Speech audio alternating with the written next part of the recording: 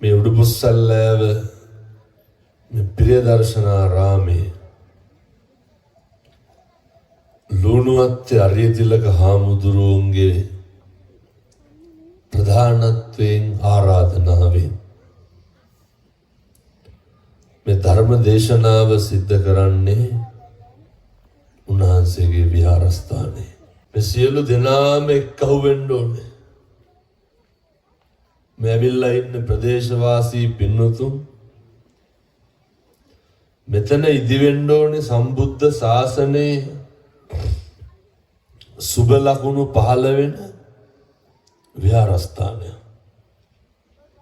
අරියතිලක හාමුදුරුවෝ හරි සීල සම්පන්නයි. ඒ විතරක් නෙමෙයි හරි ගුණ සම්පන්නයි. එනිසා අපි ප්‍රාර්ථනා කරමු මේ පුණ්‍ය භූමිය නොබෝ කාලෙකින්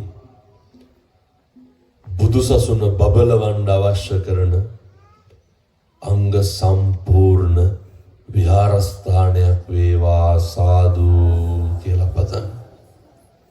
මේ ස්ථානයේ දියුණු කරන්න මෙතන මෙහෙම පන්සලක් තියනවා කියන එකවත් මේ පින්නතුන් ලෝකෙට අරයන්. අර බත් තියෙන තැනටම කොස් කියලා ගිහිල්ලා අතාරින්නේ තියෙන තැන් වලටම නෙමෙයිද? මේ පන්සල් හැදෙන්න ඕනේ නැද්ද? උන්වහන්සේගේ තියෙන ඒකායන අරමුණ තමයි. උන්වහන්සේගේ තියෙන ඒකායන බලාපොරොත්තුව තමයි. උන්වහන්සේ මේ ගමේ මිනිස්සුන්ට හරි ආදරේ.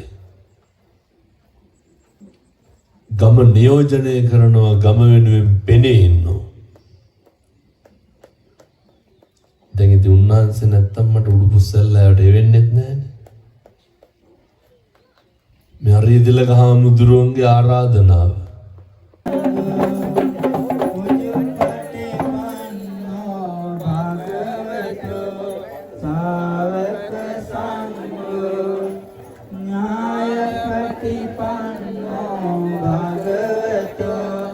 සාවක සංඝ